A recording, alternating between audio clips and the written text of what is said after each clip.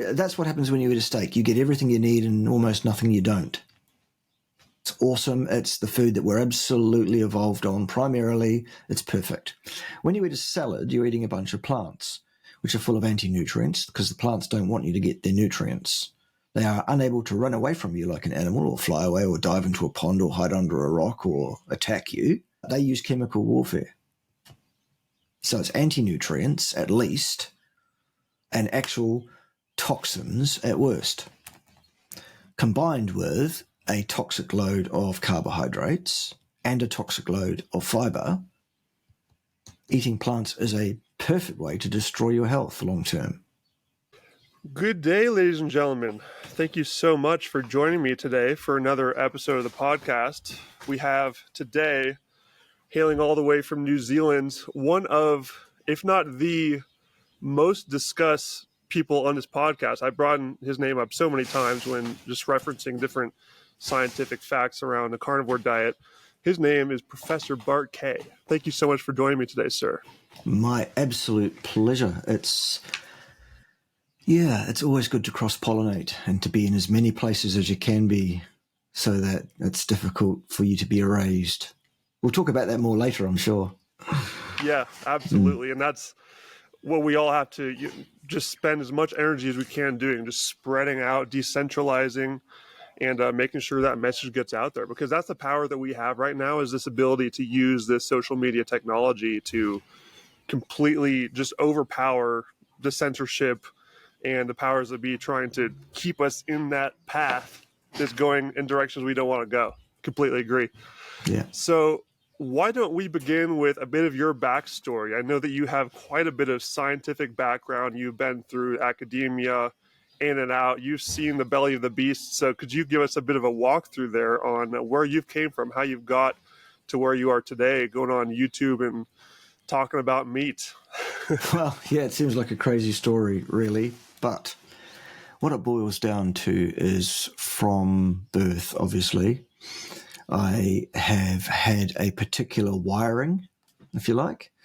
It's been referred to in recent years as an autism spectrum, what they call disorder. It's just a wiring system, really, a way of thinking, I think, that's, largely genetically determined, although it can be affected, of course, by the environment in which those genes are placed. Absolutely. So I've always been the bloke who will look for the other answer. I will always be the bloke that will look for the fault in the prevailing argument. Anyone that tells me I must do X will get Y from me. I will do anything not to comply, basically. It's part of my hard wiring. And yes, I went through school to the terminal year of school, the last one that you can go to. Then I travelled overseas for a bit, ended up doing menial jobs for the next 10 years or so, which is fine. There's nothing wrong with menial jobs. It's just what I chose to do at that time. And then at about the age of 27, I was at the time, I realised that I needed to have some kind of prospect to produce any kind of finances, and the menial jobs wasn't it. So I decided to go to school as an adult-aged learner. I didn't get in because of my school grades. I didn't do great in school, actually, mainly because I was busy doing other things and paying attention to what was being said, because they were wrong anyway. That's the hard wiring. And so my first undergraduate degree was in sport and exercise science, because I thought, well, I like science, I like sport and exercise science sounds great. Wasn't so great in the reality at the end of the day, but there you go, it got me started. And I don't know how many degrees later, and 20-something years later, I decided to leave academia permanently because of the shape that it's got into, which we can talk about if you like. But during 20x years, whatever it was, in academia, I had 3 different specializations. First of all, it was sport and exercise science. Then I went to human nutrition. And then at the end of my career, I moved to cardiovascular pathophysiology, what causes heart disease, basically. So that's my background. That's where my publications lie. That's the areas that I'm expert in. So I think it was 22 years, something like that, teaching, researching, and consulting. These days, I am a social media influencer with a YouTube channel where I talk about health and nutrition and that kind of stuff. And I've got a suite of other YouTube channels as well on other different topics just for fun, which are linked underneath all the videos on my main channel if people are interested. If not, whatever. It's your funeral. You're missing it. It's great. Of course it's great. It's excellent. Also, I'm the science. Trust me. I've gotten so many hours of entertainment and knowledge from all of them, so I will certainly put them in the show notes for people to check out. Excellent. Yes. No, I'm also understand that I'm the science. Trust the science. Don't never question the science at all. That's the rules, basically. Anyone that doesn't respect my identity as infallible in every way is actually a bigot, and what they are doing is undertaking hate speech, basically. So as long as we understand those are the rules, it's all good. I'm only joking a little bit. All of Bart Kay's videos are definitely safe and effective. They are safe and effective. Yes, they are. Yes, and you'll also probably laugh your backside off with some of them because some of them are rip snorters, aren't they? In terms of what I actually do as a social media influencer is I have this persona, this character that I play. Well, a suite of characters really. They all have the same name, but they have quite different split personalities, including one who identifies as me, who is actually a small yellow teddy bear. And I have to respect his identity as such, basically. Otherwise, I'm a bigot, aren't I? And a hypocrite. Can't have that. But there's a lot of shenanigans, shall we say, on the channel for a laugh. Because what I worked out was that if I put on a collar and tie and behave like a professor and be all professorial and just tell people the science, people don't watch it. They couldn't care less for that. That's my experience. Some people just do that and they do well. People that are much more attractive than me, I think, is what it is. You have to have the look. Apparently, I don't have the look for that. So not only does what I say have to be correct, and it is unassailably at all times, I make sure of it, but I have to deliver it in a way that kind of gets in there before you realize I've done it. Because people don't want to be educated. They actually want to be shocked, amused, or themselves offended, or all of those, if possible. So I try and give it to you, all of it, in my videos. You can have the lot. Yes, I use short words sometimes. So does Ted. He's worse than I am, frankly. But that's what I do. And it's also a bit of a deflection from it kind of hides the true academic background that I have somewhat. People think this guy couldn't possibly have been. In fact, there are people out there saying he really wasn't. He's made it all up, which I find hilarious because it's all public record. But it's also a way of maybe sucking in one or two people who think they're cleverer than I am to come and debate me on several topics, because that's always entertaining. So, several times I've got people to the starting line on camera to debate me live on various topics. Mostly, though, they are people who are so limited, shall we say, that they actually don't realise how badly they're going to be shown up and don't realise how badly they have been shown up afterwards even. It's just completely oblivious to them.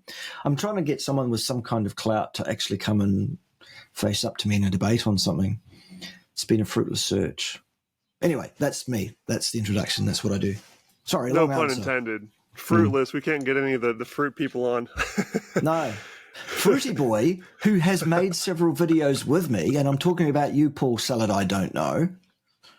He's made several videos with me collaboratively before he lost his mind. And now when people mention my name to him, he pretends he doesn't know who I am. It's hilarious. Yeah.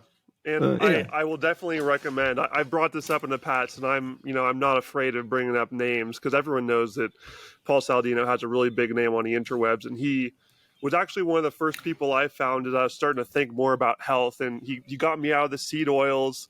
And, he has a mix of a lot of really good things like lifestyle changes, but the deeper you go into the nutrition side, I found your content, I found Dr. Anthony Chafee and Dr. Ken Berry. the more you learn that he's really wrong about almost everything when it comes to nutrition. So we'll talk about that a bit later, just the carnivore side of things. But before we do, I want to get your take. You talked about the shape of academia was quite ugly. And I think that's a really good thing to touch on here, because I've talked about on the show the big food and big pharma connection in a lot of depth, and the government collusion, how that's sort of a three-pronged entity. But I think the academia side is sort of forgotten about sometimes, how it's a huge part of that beast. And absolutely. you know it better than anyone. So what part does this academic system play in furthering this agenda of meat is bad, eat more plants, peasants, and all the other things that you've seen? Oh, huge. It has a huge influence. At the end of the day, my belief is that there is a pervasive and conspiratorial effort on multiple levels by multiple agencies in cahoots with malice aforethought. Just my opinion, doesn't have to be anyone else's, but I think that is absolutely going on. In terms of how the shape of academia itself changed, even in the time I was employed in that sector, to give you an idea, yes, it was over 2 decades. It was on 4 different continents at various times. And I worked at something like 10 or 11 colleges/universities. And the trend was similar at them all. And I've cross-checked that by talking to ex-colleagues who remained behind after I left places and said, this is what's happening where I am now. Is that happening where you are? And they're all like, yep, this is what's going on. This is the new normal. This is what we're doing now. I'll give you an example that's not too subversive, just so you can get an idea of it. Here it is. When I started teaching, the metric on which I was judged at the end of the year, when I sat down with my manager for the performance review, the outcome metric was, what grades did your students get? When I one quit, which you are giving, right? Well, yes, but absolutely, awards, grades that I was myself awarding. However, all the grades given in universities that are worth their salt are all put on the table in front of every academic in the department, and anyone that objects in any way is free to say their bit, and things can be adjusted, and often are, actually. But the metric was, for each academic individually, was how well are your students doing at receiving the message that you're teaching them, because after all, that's your job, right? When I quit academia some 22 years or so later, and I say also because my first posting, you may or may not count as an academic posting, because it was kind of like an assistant research posting, whatever. So 20 years at least as a full-blown academic in my own right. At the end of that, the metric that they were judging us by as academics was student satisfaction. How much did they like you? That's not my damn job. My job is to teach you something, kid. You know? Not to be your friend or be the most supporting, loving academic in the history of creation, and certainly not to be on your good side. My job is to teach you something, and that's completely gone out the window now. Completely gone. So ergo, academic discipline has gone out the window, because all I need to do as a student is kick up a fuss and say, I'm not satisfied. My student satisfaction score is going to be 0 out of 10. Take that. And the university bends over backwards, rolls over, wets on itself, and that student gets given a passing grade. Well, that's not what we do here. That's not what I was prepared to be involved in anymore. So I said, bye-bye. That and them trying to tell me what I was allowed to say to students, because that's illegal. You can't actually do that. I could have taken some pretty serious legal action actually by the end of my career, because they were really trying to get rid of me, and it was like really obvious, but they, and they crossed several legal lines that I actually could have had them on and went, you know what? I think I'm just going to go and be a social media influencer because that's much easier, I thought. No. Anyway, I'm singing to the choir now, aren't I? Do you remember the specific topics and ideas, you probably do, that were the most abrasive, that really got you just out the door quicker? What were the main ideas that went against whatever guidelines they were following? Right.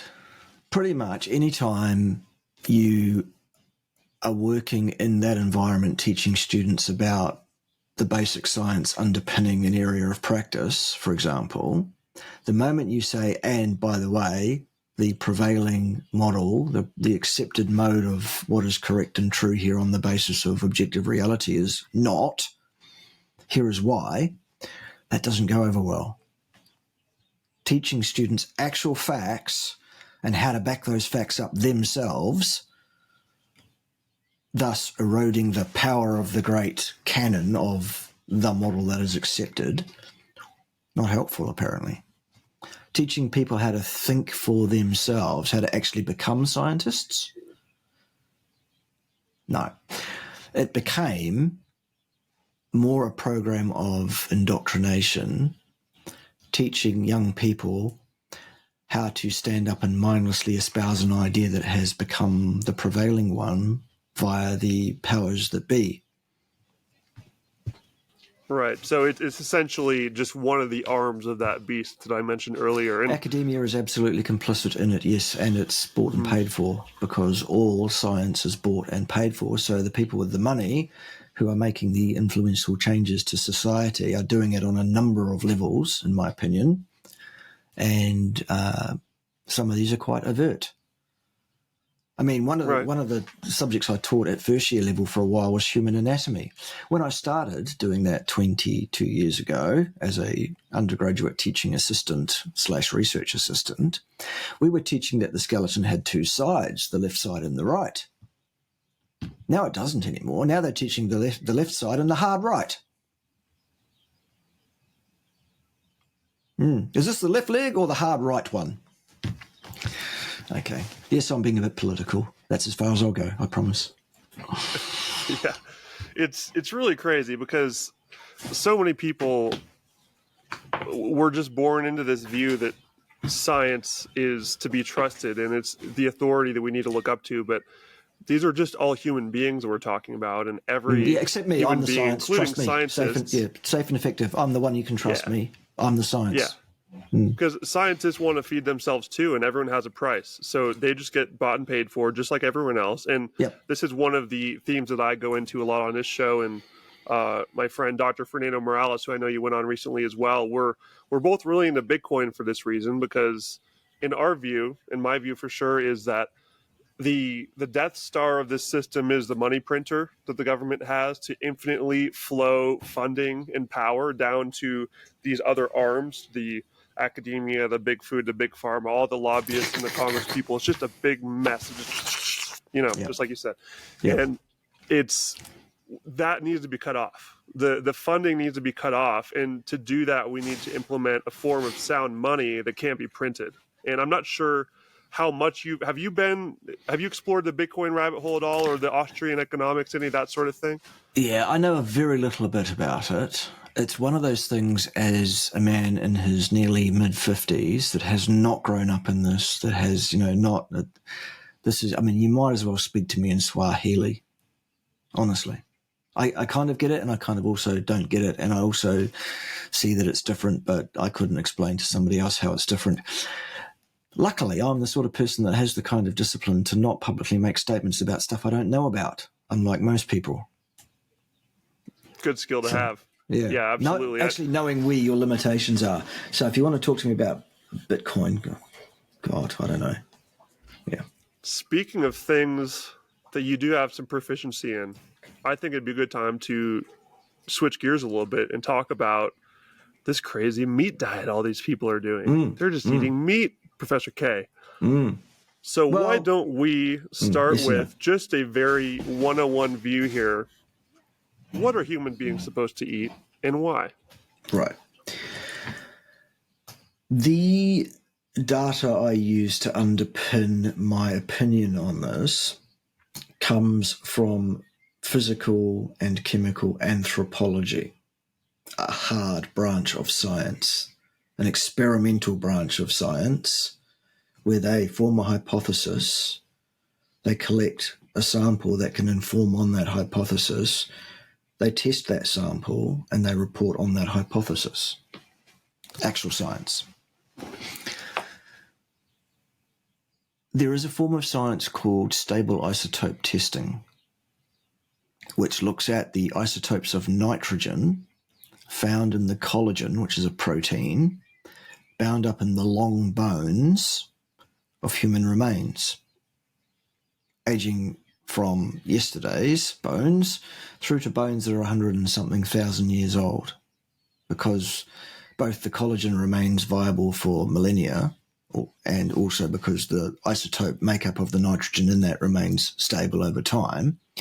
That allows the researchers to extract that collagen, look at the nitrogen isotopes in it, and go, this is what that human being ate while they were alive, be that yesterday or 10,000 years ago or 50,000 years ago or 100,000 years ago. We know absolutely what that diet was in terms of the level of plant sources of nutrition and animal sources. In any skeleton found anywhere in the world older than about 12,000 years in age, in other words, in line with the agrarian revolution, before that, all the bones show the same results, and they're all within 5% of each other anywhere in the world of any age up to 100 and something thousand years old. And the result is that human beings have eaten almost nothing but the flesh and associated fat of animals, and very little plant material at all. There's one study of a group of people living in the Andes who were vegans about 15,000 years ago. Okay, so there's one different or outlier, if you like. All other skeletons anywhere in the world of all ages, same thing. Meat, and fat. So it's not just meat, it's meat and fat, by the way. Which is great, because the meat is what's used to build your proteins in your body, i.e. your body structure, and the fat is what's used for energy and or stored on your body for use later for energy.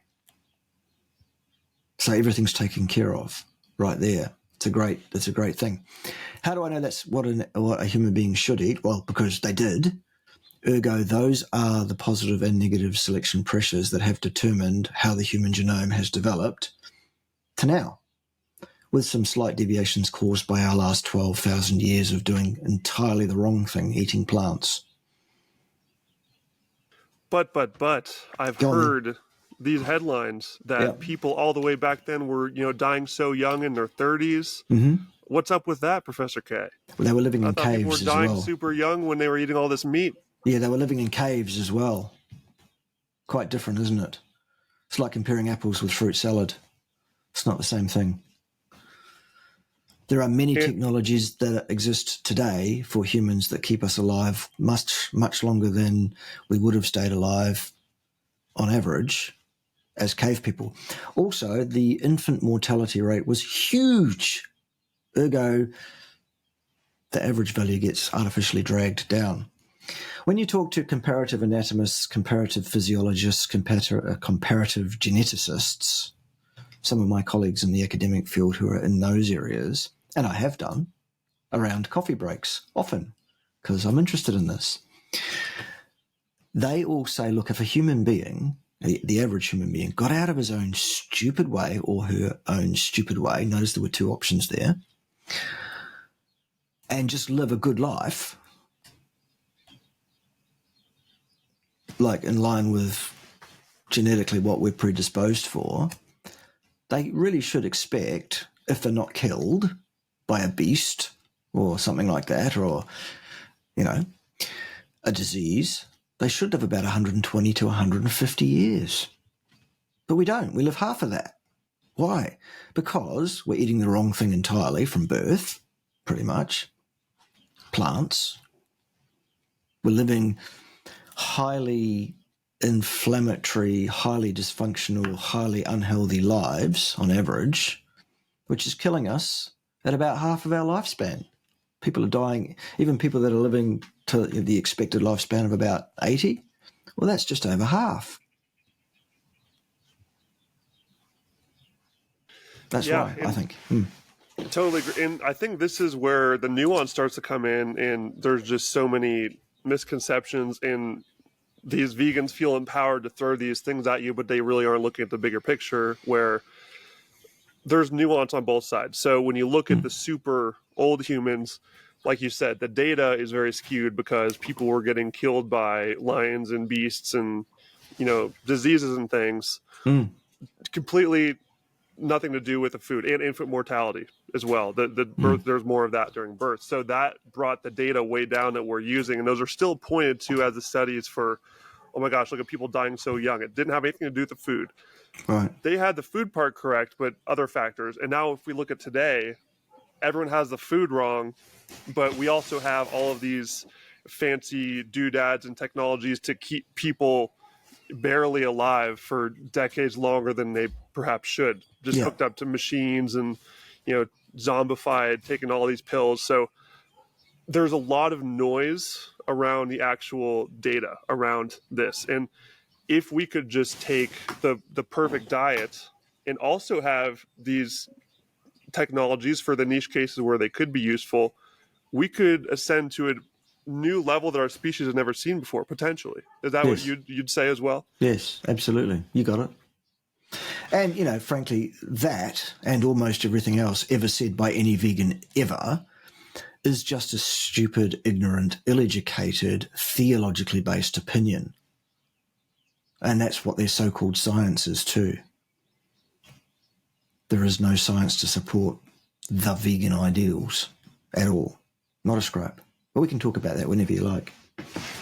Yeah, so we went into the history of veganism pretty good with my episode with Matthew Leshak. He wrote a book called Fiat Food. I'm not sure if you've heard of it, but amazing book, amazing story. It really goes through how that started way back with Kellogg's and, all the different people that it basically just a religious organization that decided, they're going to make meat bad because having sexual urges is from the devil, and they need to make people not want to have sex. So they push more plants. Yeah. So that's a fascinating story, how it came to be. It's just a wild situation we find ourselves in right now, because we are the only species on Earth that doesn't know what to eat.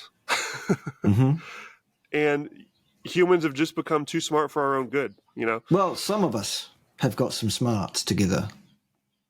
Others, there is, like everything, there's a bell-shaped curve. There's a distribution around intelligence that human beings have, or smartness, if you like. I thought that humanity was going somewhere and was, there was hope, really, until I saw what happened around about 2019 onwards with what happened after a certain thing. And it showed me that, in fact, humanity is absolutely screwed, in my humble opinion, because people just meekly did exactly what they swore blind in the early 40s would never be repeated after what happened in the late 30s and early to mid 40s in this world. Never again will that happen, they said. Until 2019, apparently. So we've really not progressed, I don't think. And in fact, it looks like the average IQ, not that intelligence quotients is necessarily the most scientifically valid measurement of a person's true capacities. It's a pretty good rough guide, shall we say. It used to be that the average American IQ, for example, was 100. That's where the number 100 for IQ quotient, which is not a quotient, that's where it came from. We want the average person to be, 100, and then the deviations around that, Now, apparently, the average American IQ is under 90. That's terrifying to me. But we have the Department of Education run by the government, so everything should be getting better. And we have all these... The government, you say? Yeah. Would that be the same Department of Education that encourages universities to judge their lecturers on how matey they were with their students? Would that be the same? Okay. Yeah, all the outcomes are just being pushed in the wrong directions. But I will say I'm a little bit more optimistic than you. I was one of those NPCs during the 2020. Unfortunately, I was actually in New Zealand at the time. I was in Petone, just 30 minutes, north of Wellington, living in a little tiny home, reading books, hanging out. I didn't know shit back then, unfortunately, so mistakes were made. Yeah. 2021 was when I really started doing the research myself and going through the rabbit holes of health and all of these things and changing my ways. So I would say I'm a product of the internet's power. If we can just get people pointed in the right direction, creating content that helps people find the right resonating factor that gets them to want to learn about this stuff. And because people's distrust for authority is so high right now. It's never been higher. People are starting to look for different sources of information because the other ones aren't working for them. You know, I think everyone has a threshold, especially in this health world. I've noticed that my YouTube statistics, I'm not sure if this is similar for you, if you ever look at them, but I think 90% of my YouTube audience is over the age of 40, which is crazy because, well, not really crazy. It just shows that these people who have had just more years of detrimental health effects from following these guidelines are reaching that threshold level of needing to change something. And my goal, and I'm sure your goal as well, is to bring that average age down. I want people to figure this out younger and before they make these mistakes and have to go through all the suffering, because then it's just going to expand like a snowball. And so that's what I'm really going for. I'm not sure.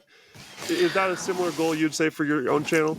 Absolutely. And I'm also working personally quite closely with at least a couple of really very switched on, very smart individuals in their late teens and early 20s, actually. So that's a great thing to be doing, I think. Being, I guess, a foil for these young people and helping to guide the way that they're crafting their message, not suggesting to them they should behave the way I do online, because that's only works to a certain level as a hook to get clicks happening, but rather making sure that what comes out of their mouth is absolutely unchallengeable in fact. Because I've had to build an academic career on being absolutely factually correct, whether you like it or not, because most of the time the answer was not. They didn't like it. So I always had to be, well, whether you like it or not is actually not relevant here. What's relevant here is, am I correct? The answer is yes, isn't it? So that's what I'm teaching these young people to do as well. So, and that's why I love your channel so much. It's such a great resource because I've done the deep dive on every carnivore channel I could get my hands on. I made this website called whycarnivore.com, which is basically a giant conglomeration of all these different subjects, and try to just make sure, like you said, it's completely airtight. I have every single misconception there, every step through the rabbit hole. And your channel is the one that has the most hard science, the real nitty gritty biological stuff that I'm terrible at spouting off myself. So I usually direct people toward you for that. And maybe we could use that as a good transition here to just look at these different types of food, how the human body actually reacts with it. Right. So could we get a comparison here? What happens when we eat, say, a steak versus when we eat a salad? And why should people understand these differences? Okay. A steak contains all of the essential amino acids that you need in your diet to retain and maintain a healthy level of protein. It contains a number of trace minerals that you need at the right levels. Why are they at the right levels? Well, because that's what we've been eating basically for, it seems like, probably 4.5 million years actually. So ergo, we're adapted to it, and that's what our bodies expect, and that's what they like. So the muscle meat of a large ruminant animal is perfect in regard to that. Who'd have thought it? There's also all the essential fatty acids that are required in there. there's usually a fairly reasonable bolus of energy in the form of fat associated with that steak, either at the side of it or indeed in it in a marbled steak, or both. And it contains very little to no toxins, very little to no anti-nutrients, nothing whatsoever that's ever been causally connected with any health complaint of any kind whatsoever, in fact, in science, ever. And it contains no carbohydrates, which are one of those things which are toxic when you consume them in your diet. It also contains no fiber, which is one of those things which is toxic when you consume it and function destroying, in fact. We can go through each of these things later. I'd love to do a sort of rapid fire. Yeah. You bet. So that's what happens when you eat a steak. You get everything you need and almost nothing you don't. It's awesome. It's the food that we're absolutely evolved on. Primarily, it's perfect. When you eat a salad, you're eating a bunch of plants, which are full of anti-nutrients because the plants don't want you to get their nutrients. They are unable to run away from you like an animal or fly away or dive into a pond or hide under a rock or attack you. Well, some plants can attack you, actually. That's not true. They can. But they use chemical warfare. So it's anti-nutrients, at least, and actual toxins at worst, combined with a toxic load of carbohydrates and a toxic load of fiber. Eating plants is a perfect way to destroy your health long term, despite what you will have heard a million times from everyone who absolutely knows everything about nutrition, without being able to point to a single peer-reviewed experimental study on human beings over any period of time under any sort of control that can support these assertions. It's incredible. Yeah, and this is why I really try to get through to people, just to think of it from a nature standpoint. Like you said, these things don't want you to eat them. They've evolved specifically to survive, and all the ones that exist today are here because they were the best at fucking things up. They were trying to eat them. Yeah. And so here we are walking through the grocery store. We just see it in a pretty bag with, bright colors on it or in a sticker, and it says organic. So, we just think it's good. And of course we've, gone through the whole school system. We're just writing a blog post about my sort of educational journey. The amount of times that you just get nudged this information that fruits and vegetables and whole grains are good for you is crazy. I have memories when I was in kindergarten, just going through the lunch line and the whole wall is just covered in these like characters of like dancing broccoli and carrots and, apples. And there's such a deep level of indoctrination there. And it's crazy. It's founded on nothing. Like you said, it really is just planted, no pun intended, as a very dark agenda to weaken the population, I would say. Different people have different, levels of, how much was this really planned? How much of it was just a bunch of idiots that didn't know what they were doing? But it's not good for us. If you look around, people aren't healthy, obviously. Anywhere in the world you are. I'm in Mexico, you're in New Zealand. Every country now, it's global. People are doing terrible. Diseases are skyrocketing. You may know the numbers better than me. Give me your view. How healthy is the world right now that's followed these plant-based guidelines everywhere that you look? Well, heart disease incidence is up. Obesity is up. Type 2 diabetes is up. Cancer was up even before the recent thing that seems to maybe have hyper-accelerated cancer in a lot of people. I'm not even talking about that. I'm talking about before that thing that we won't mention. Cancer rates were up. Dementia rates were up. Lifespan was not particularly up. The statistics are a bit damning.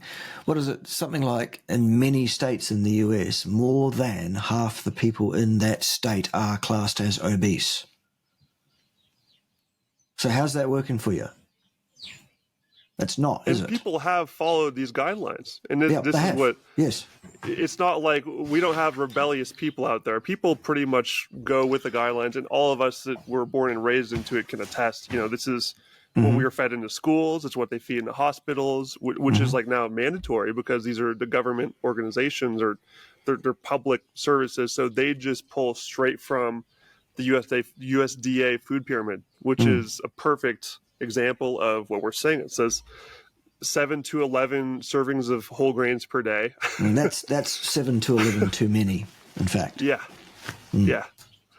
So it's really mind-boggling, and clearly we need a change here. Why don't we go piece by piece? You mentioned a few things in there, and you're so good at talking about these misconceptions. I'd love to just throw some at you here. Please do. One of the ones you mentioned there, which is still one of the most common ones I hear, is fiber. Yeah. We always have been told and sort of just indoctrinated with this idea that fiber's good. Fiber is good for us. It's written on the cereal box as a good source of fiber with a big heart and a thumbs up. What is fiber? Is it really good for us, Professor Kay? Fiber is an indigestible form of carbohydrate, basically. It's made in such a way, it's put together in such a way as to be insoluble in the human enteric system. We cannot digest it. We cannot break it down. We do not have the enzymes to do so. It is inert bulk.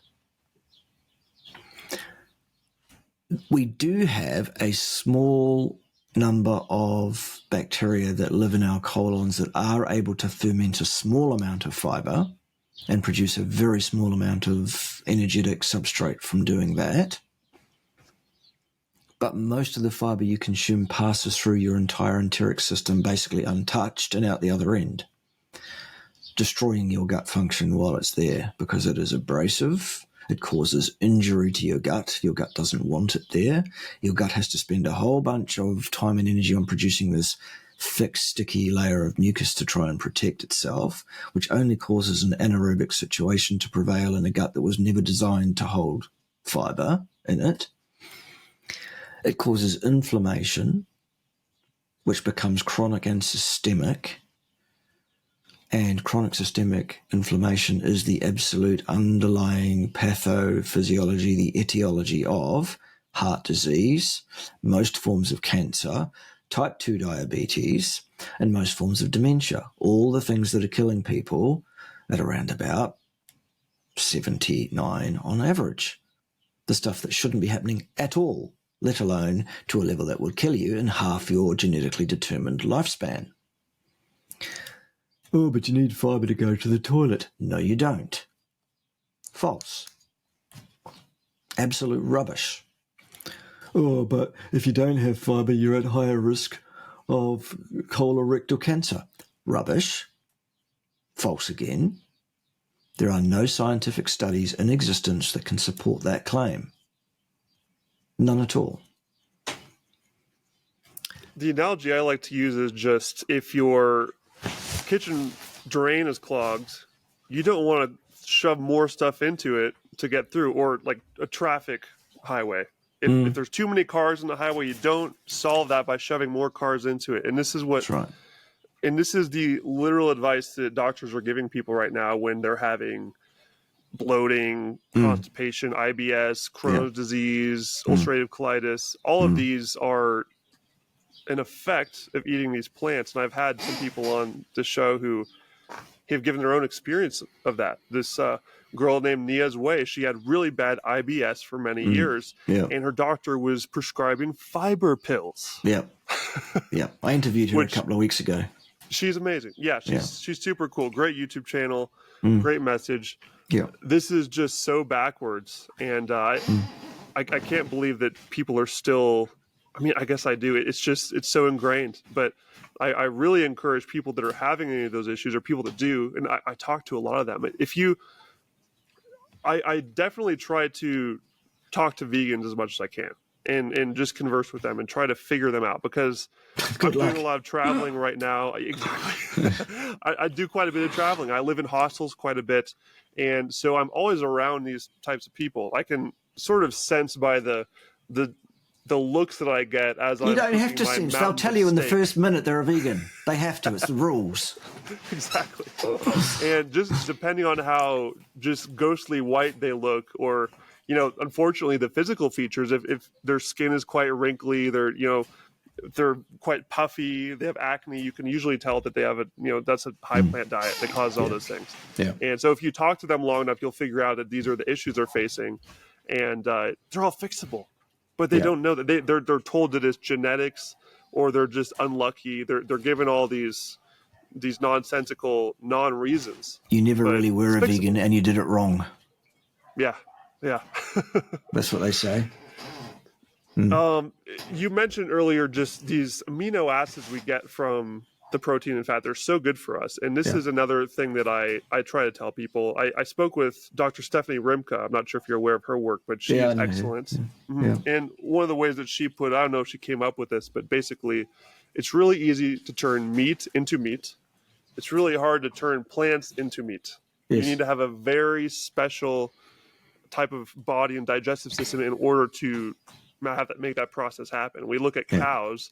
They have this crazy digestive system with 4 stomachs. They regurgitate the grass several times before it even goes down. And we just don't have that, do we? Right. No, we do not have 4 stomachs.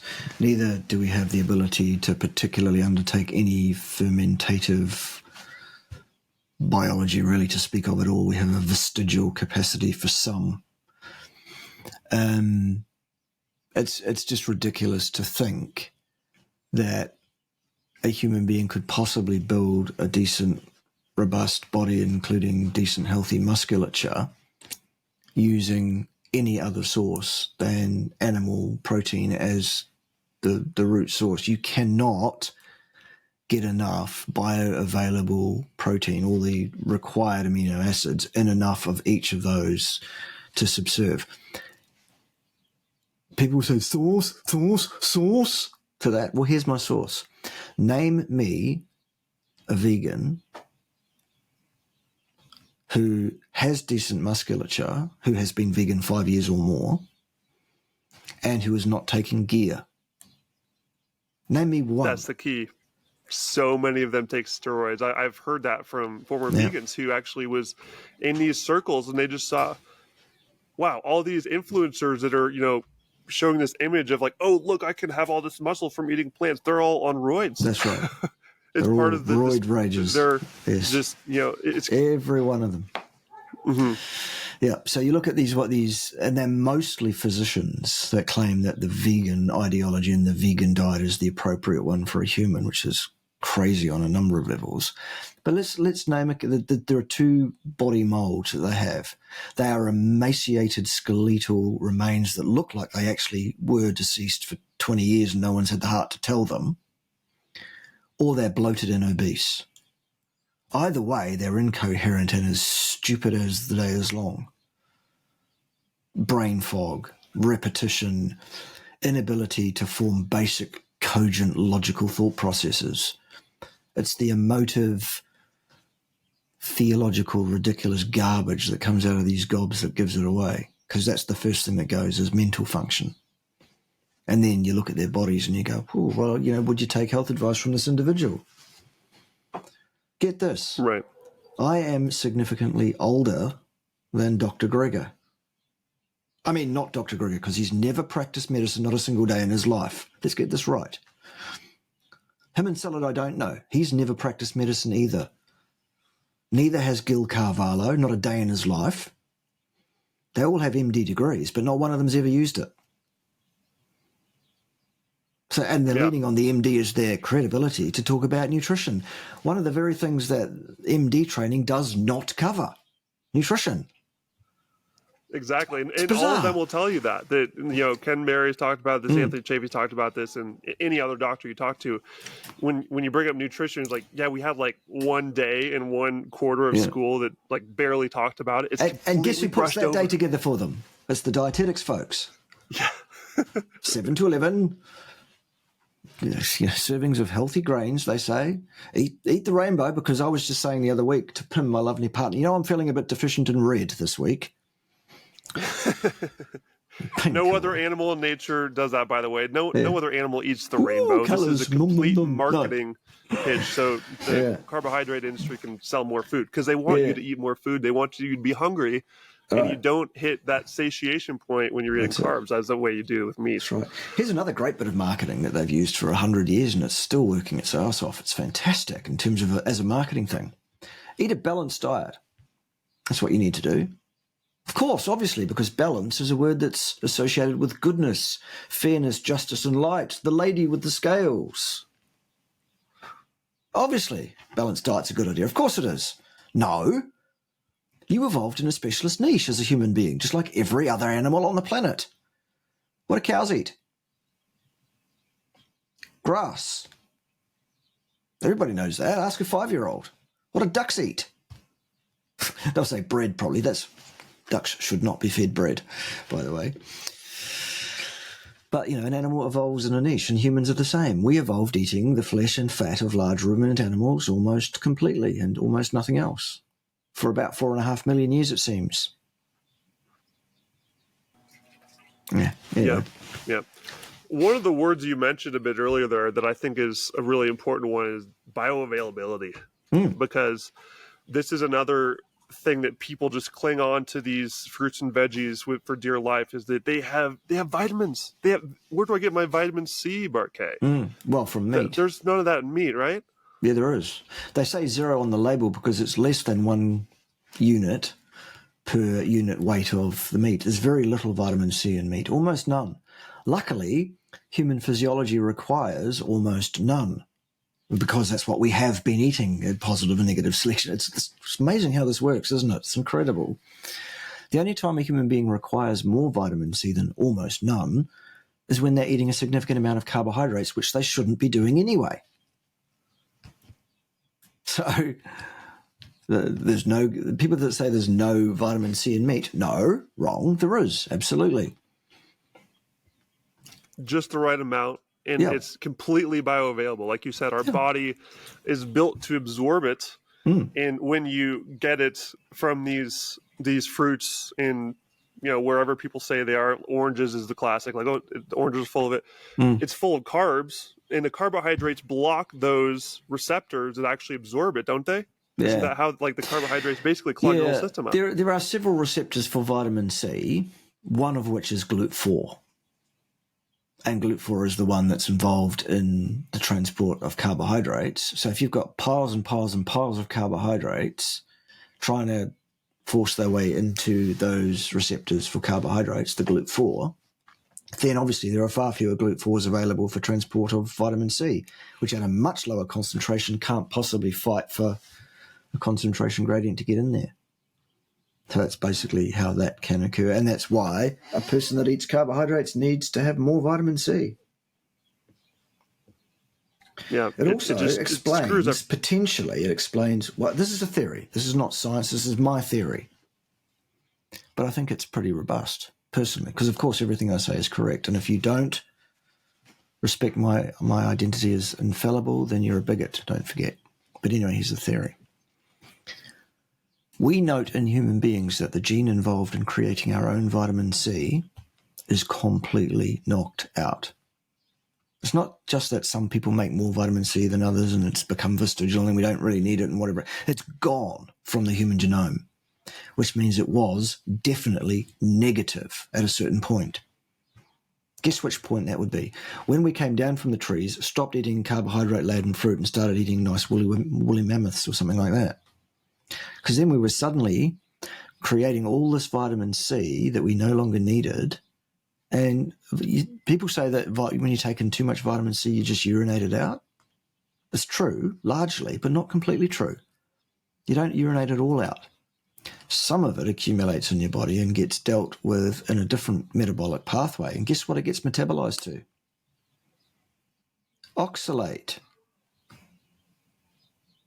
All right? So the gene was knocked out when we stopped eating fruit and carbohydrates because it was a problem.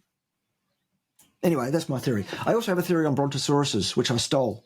It's not even really my theory. I stole it from Monty Python, I think. It was Monty Python. It goes like this.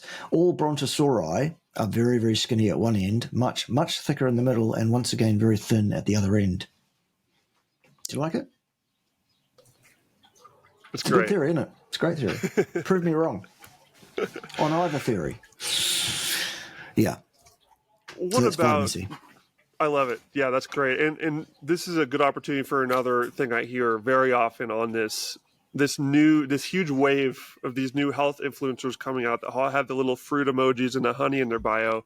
They think that fruit and honey are the best thing ever. They talk about metabolic flexibility. I want my body to be able to use both fat and carbs for energy. It makes it like this idea of hormesis, if it's good to have some of these carbs in here so I can use all these different forms of energy. And I know you talk about the Randall cycle and why mixing the carbs and fats is a bad idea. Could you explain why it's a bad idea to mix these two? Yeah. The simplest explanation is, you know how we were just talking about vitamin C and carbs competing for an entry point into cells, that form of cross inhibition.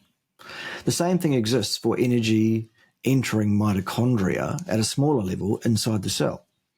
Only this time the competition is between fats and carbohydrates for entry into the mitochondrial pathways.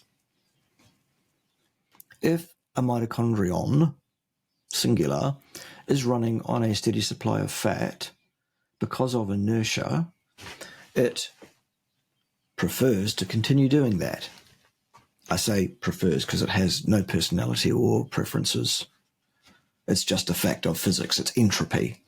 Something will continue doing what it's doing until a force powerful enough to cause it to do something else is applied. Same thing is true if you're running on carbohydrates. That mitochondria will prefer to continue doing that. It takes quite a bit of a shove to get that metabolism brought to a halt. It's like a freight train. There's so much inertia in there, and then bring it to a halt and then get it back up to speed going in the other direction. It takes about 72 hours.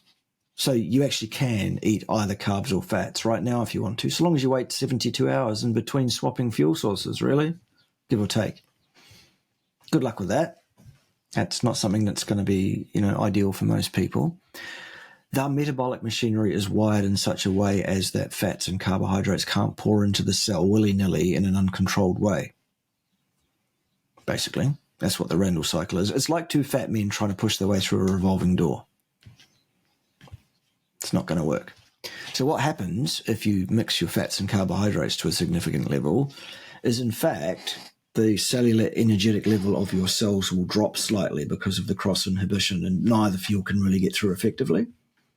That causes the inorganic phosphate level in the cell to increase.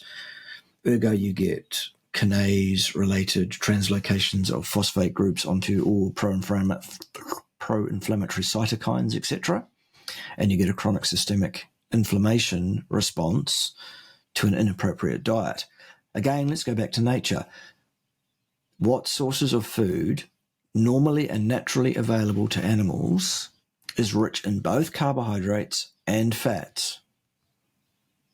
There's only one that I can think of off the top of my head. It's milk. At the very time when an infant animal is supposed to put on the most body weight possible in the quickest possible time, and the best way to do that is by causing that person to have an inflammatory response, which also trains their immune system at a young age too. It's part of the design. That's mammals anyway, and I'm talking about mammals because we're one of them. So that's how that all works. It's not supposed to happen. After you're weaned, you're supposed to live on a diet which is rich in fats and protein but poor in carbohydrates. Or if you believe the vegans, it's the other way around. You should have lots of protein and carbohydrates but no fat, because fat will kill you, remember? The science says so. Still no, it doesn't. Well, you just look at those two diets. Which one is destitute in terms of nutrient required by a human being? Well, it's the one that's based on plants. Again, how do I know? With source. Well, shall I give you some names of people who absolutely look like paragons of health that we should take health advice from? I could, couldn't I? I could name you any of these vegan doctors. By the way, there's no such thing as a vegan doctor. No medical school trains medics to have a theological belief in veganism. Not one on the planet that I'm aware of that's allowed to give out doctoral, MD's degrees. Correct me if I'm wrong on that, somebody. I might be. I was wrong. Well, I thought I was wrong on something once. Turns out I was mistaken. It was Ted's fault. Yeah. Professor Kay, we're getting close to our hour here. I want to respect your time. So why don't we start wrapping things up here? Okie dokie. Let's bring it back to where we started here. Just the academic side. I have so many friends out there who have gone through the medical school, the academics, and I feel like these are really an untapped source of waking some people up.